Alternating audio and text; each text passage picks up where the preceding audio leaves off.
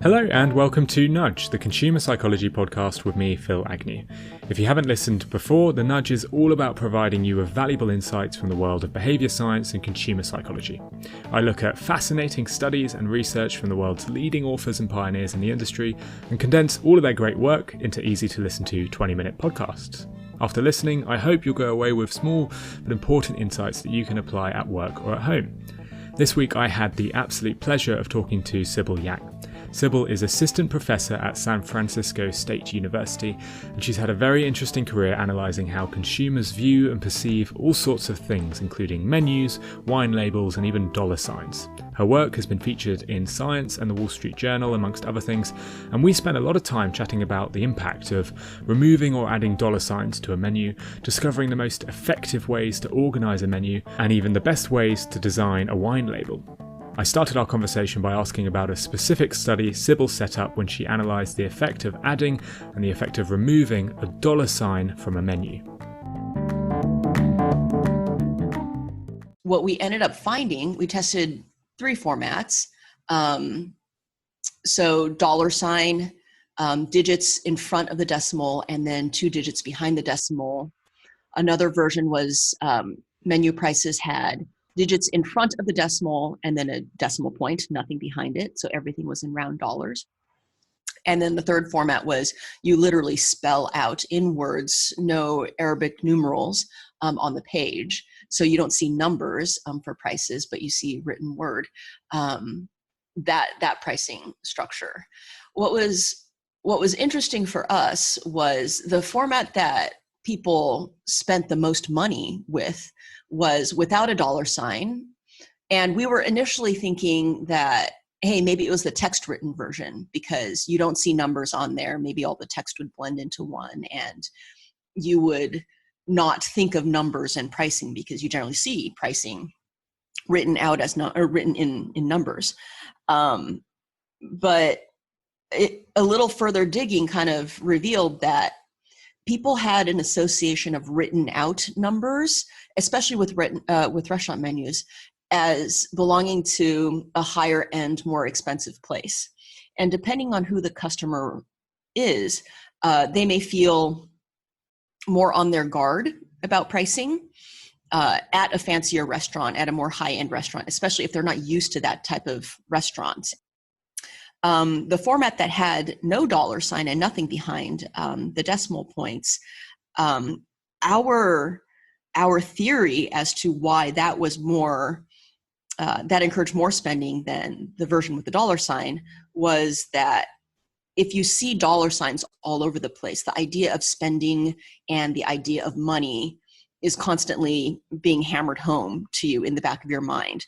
You may just see a dollar sign and think, oh, well, of course it's there because it's a price. But if you see it repeatedly, you're more likely to consciously think of price, more consciously or unconsciously start thinking about price and be a little bit more cautious about it if that's your natural tendency to do so.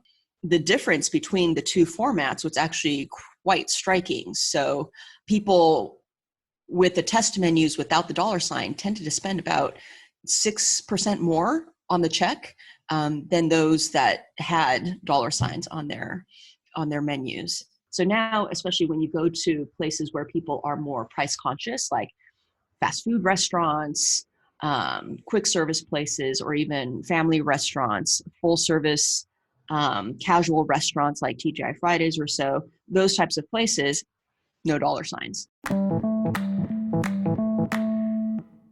I think this is a really cool piece of research. Sybil tested several different pricing formats and found pretty conclusively that removing the dollar sign completely actually increased sales by up to 6%. She even states that many fast food firms have taken her research and applied it, surely showing that it must have some effect.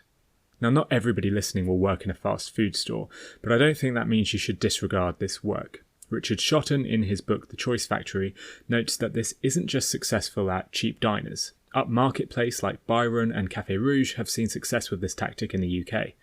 What's interesting though is that this insight is hardly used. Next time you're roaming around the high street or on the internet, take a look at the amount of dollar signs or pound signs used. They're everywhere. If you have some control over how you display your price, it's stupid not even just to try something out like this. Whether you remove the dollar or pound sign for a week and compare the difference, or just remove it in a single store or region and look for an impact.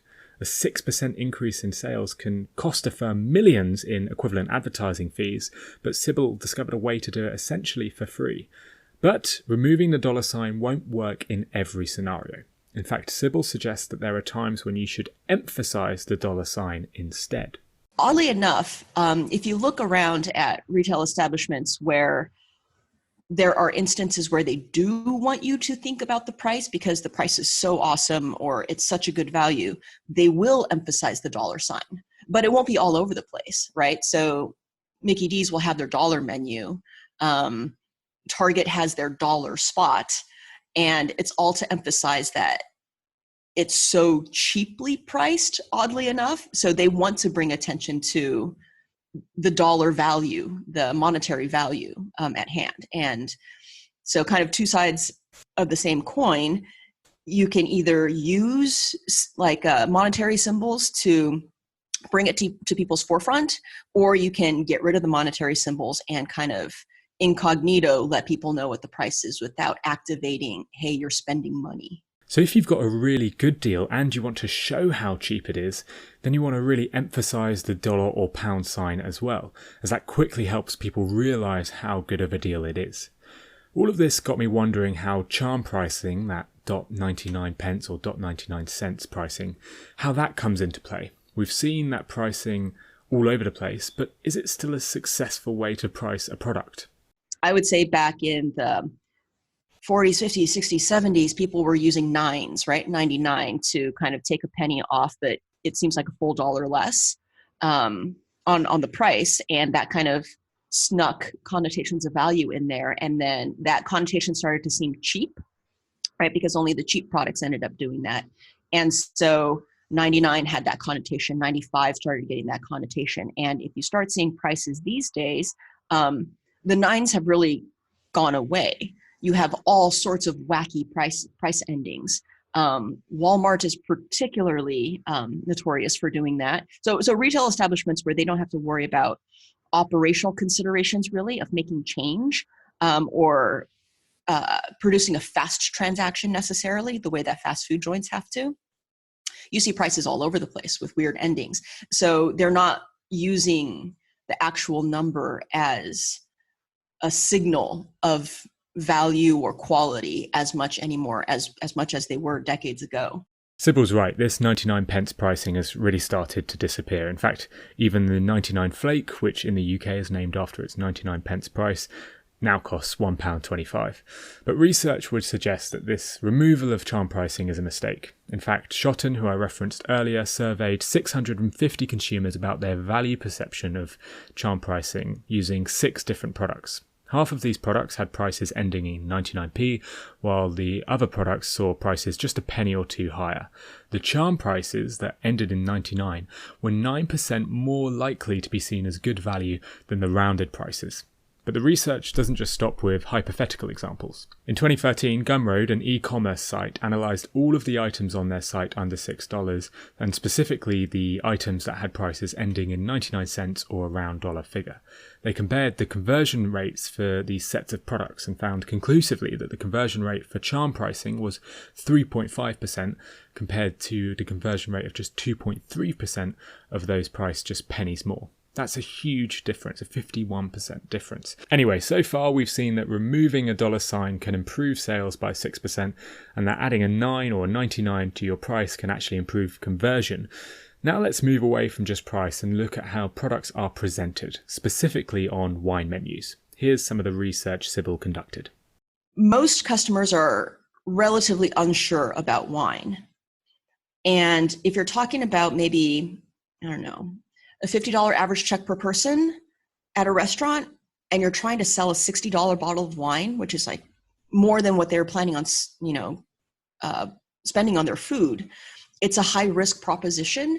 And that starts to make people a lot more conservative about their choice. So whatever you're going to do, you should really try to mitigate the risk or lower the perceived risk of purchasing that wine. And honestly, the easiest way to do that without, full on paragraphs of descriptors of the wine is to just let them taste the wine or give them tasting portions. More wine by the glass would probably be the easiest thing to increase wine sales. Something an even lower ticket example of that would be with beauty products these days. So we may think about a $20 eye cream, but then there are also like $100 eye creams out there. It's a risk, right? You don't know what you're going to get inside that jar. And so places like Sephora, you take samples. There's an entire rise of a beauty subscription industry out there where sample size products are sent out to people. Hey, you try out our $100 eye cream for a couple of days, see if you like it. And it really lowers the risk bar for consumers. I was going to also add on another risk reduction strategy that you can have for customers. And this is actually fairly interesting. When people go to a restaurant and they buy food and they buy wine, it's not just necessarily the end product that they're buying. They're not necessarily buying the liquid that's in the glass or the food that they're going to shove into their mouth, but it's also the ego and the feeling that they have for looking, high and mighty in front of their friends with all of their wine knowledge, that the wait staff treats them well. It's an entire experience. And if you can, with your wine list, make the guest look good, make them feel good about the choice that they've made, I think that does a lot too. So in that sense, a progressive wine list where things are easy to find, it's very easy to find either the varietal that you want or the producer that you want, and kind of the taste feel that you were looking for will really help. And specifically, I mean, on a progressive wine list, listing just even the wines from lightest body to fullest body, or fruitiest to driest, or something like that on the wine list. And if the server or the som gives the wine list to somebody and they can say, hey, this is progressive from light to full bodied, the customer can make a more informed decision and feel better about the choice that they've made.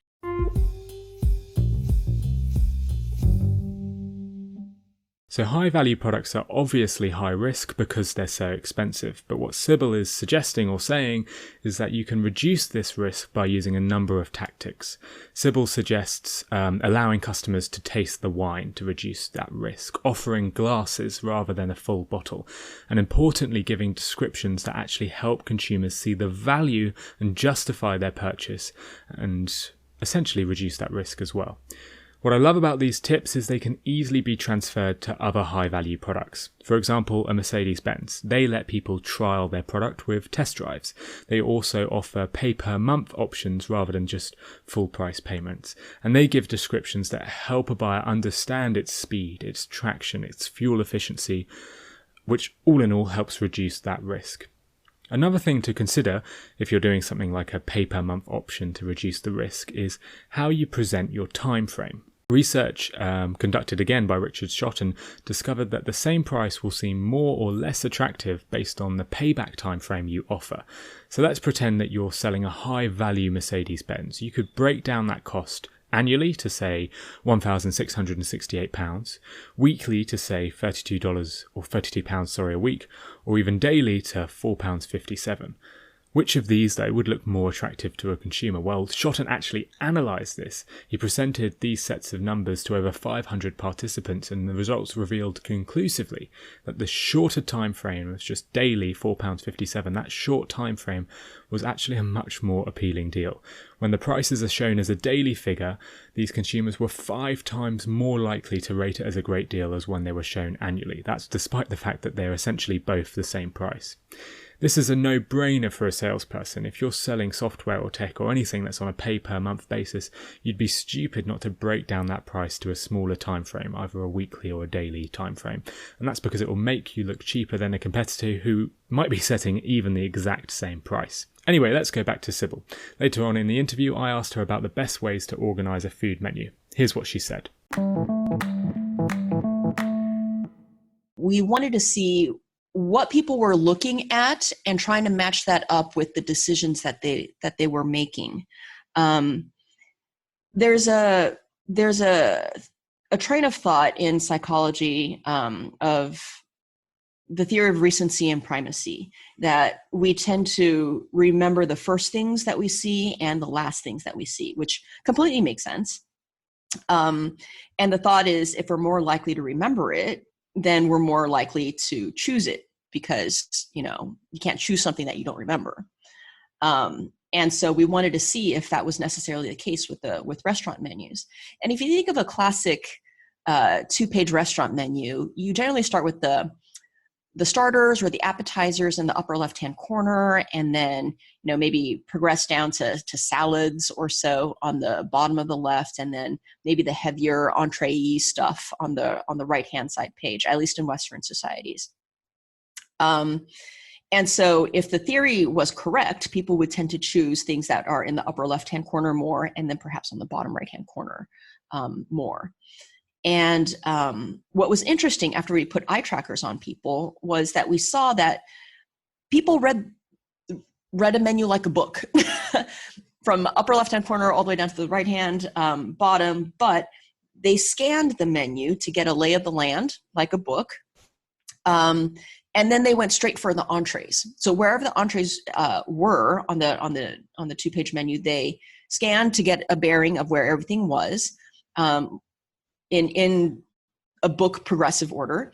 And then their eyes went straight to the entrees, picked an entree, and then went back and composed the rest of their meal around the entree. Now, this probably seems like that's what I do every day type of thing. Oddly enough, it was counterintuitive to what traditional expertise would say. Traditional expertise was, hey, you open up 2 pages and you look almost dead center, kind of to the right. And then your eye patterns will move in kind of this butterfly pattern. And that was based off of how people were reading another kind of 2-page, print piece, which was a newspaper. Everything was based off of newspapers and magazines. So consumers remember the first and the last thing they see. Starting with your lowest priced entree probably isn't right. Instead, you should probably start with the one you want to sell the most. Whether that's the biggest margin one or the highest rated, whatever it is, you shouldn't just order your menu by price. Most e-commerce sites do a really good job here, starting with the most popular items first, and that's probably because they've been able to do this test themselves and see what leads to the biggest net sales. But it's not done universally. In fact, Netflix, Spotify, and Uber still list their prices from low to high on their site, and perhaps you do the same, so that's one to think about. It could probably be applied to other aspects of life as well. Let's say you're offering your child 4 choices of dinner, 4 dinner options. You're a very generous parent. This research would suggest that you put your preferred options first and last and chuck the ones that you don't want them to choose in the middle. So that's it from Sybil. But before she left, I asked her something I've been desperate to know since I read her work. What is her favourite menu? Here's what she said. You know something? This is going to seem weird, but I think Starbucks actually does a really good job. They've taken so much stuff off of their menu, and it's all really just promotion. If you think about it, there really isn't much on the menu that people end up ordering, and it's a lot about seasonality and selling the new. Like, everything's so seasonal there, and the stayed items on the menu, they're always there, and people are just going to order it without really looking at the menu. And so I think they've turned their menu into just seasonal advertising, really, which I think is just absolutely brilliant. So next time you find yourself in a Starbucks, take a good look at their menu, because one of the leading experts in menu design thinks that's the best one. Before we go, I wanted to talk about one more thing to do with payment, and it's to do with payments on cards. And if you don't do payment via cards at your shop or your retail store, you might be missing out on quite a few sales. MIT professor looked at this. His name was Duncan Symester, and he was trying to prove that it was better to sell via card. He auctioned a pair of basketball tickets to his students to try and prove this. Each student had to submit their maximum bid for the ticket in advance, but as always with these experiments there was a twist. Half had to pay by card and half had to pay by cash. The result? When paying by card, the average bid was $61. When paying by cash, the bid was only $29. You're far more likely to bid higher when paying by card. Apparently, paying by card actually dulls the pain of payment. When you pay by cash, it hurts to actually part with those hard-earned pounds or dollars, but when you tap your card, you're more carefree. So, long story short, just offer a card machine. That's it from me today. Huge thank you to Sybil Yang for joining me. She has shared some really fascinating insights about how removing a dollar sign can increase sales by 6%, about how menus should start and end with the items they want to sell the most, and about how to reduce the risks behind buying high-value products. Anyway, thank you very much for listening to this episode of Nudge, the Consumer Psychology Podcast.